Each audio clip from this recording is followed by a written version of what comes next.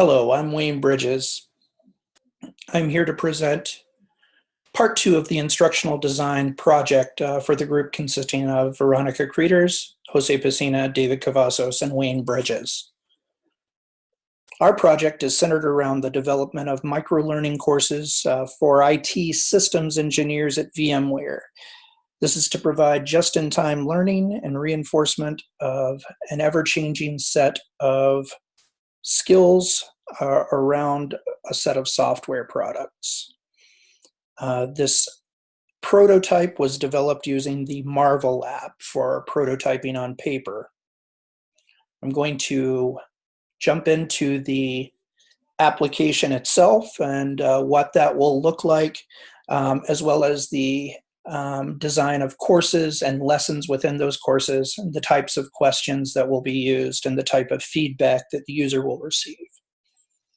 So the first screen I'm going to show is a list of the courses, and this is the first screen that the user will see when they log into the app. This is web-based, so it's very dynamic. If we change the course assignment for a user, they'll see an updated list here. Tapping on the name of a course will take the user into a course information page. And within this screen, the user will see the title of the course as well as a progress bar, and they'll see individual lessons. We see here that User Environment Manager lesson and the Instant Clones lesson have been completed, indicated by the check marks beside them. We also see app volumes as a lesson here, and that has not yet been completed.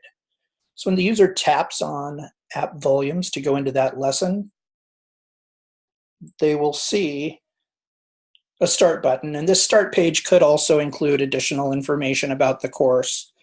When the user taps start, they'll be taken into the initial content screen, and based on microlearning fundamentals, we want to first present the user with some type of content. In this case, I'm indicating that with a YouTube video.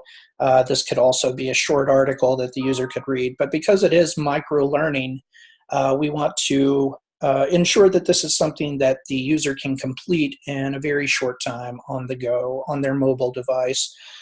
So we're targeting a 5-minute or less piece of content here.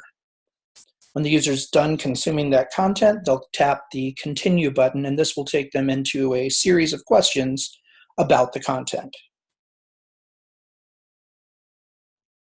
The first type of question that we'll use is a multiple choice, and this could be a single multiple choice question on a page, or it could be multiple choice questions or related multiple choice questions. The user selects their answer, and then they're taken to the next question.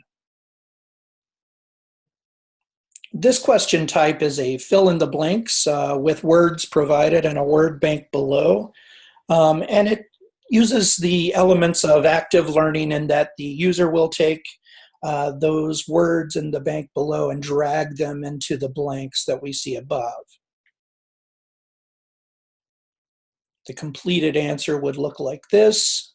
We still see a couple of distractors down at the bottom, and then the user would be taken again to the next question. This is a true-false question that also integrates the drag and drop methodology. So the user is given a sentence stem at the top and a completion at the bottom, and they determine if that's true or false by dragging that to the false zone at the top or the true zone at the bottom. We can see that this is drag and drop by the 3 lines indicated on the side of the element there that says when users are logged in.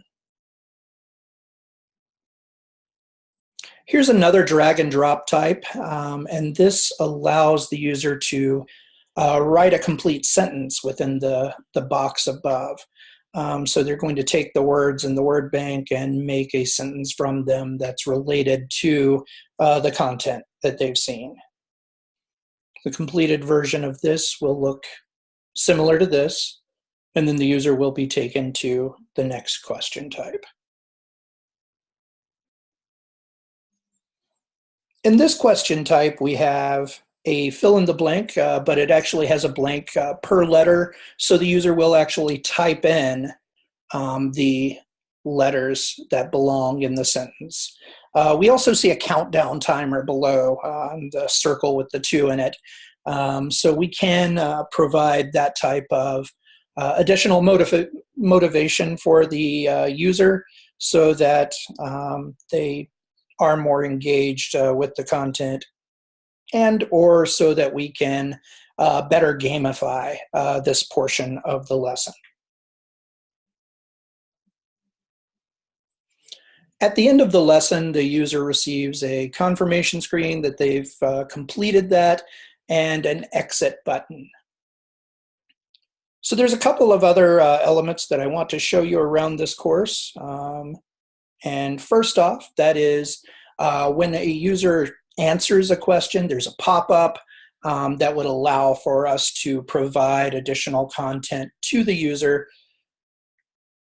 to say that's right or not quite, and allow them to get a correct answer supplied to them through that pop-up as well. The additional piece of this is the stars that we see, and we can award stars on every type of question, so that, again, going back to the gamification portion of this, we want to motivate users to use the product.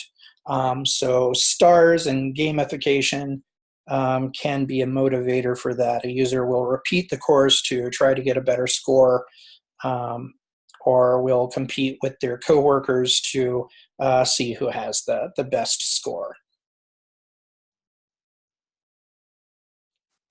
Once the user has exited the course, they'll be taken back to the course information page.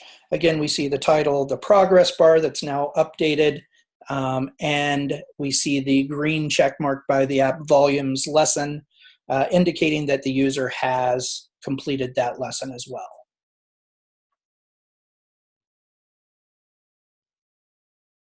I want to thank you for your time and attention in viewing this video, and I look forward to continuing this course with my team. Thank you.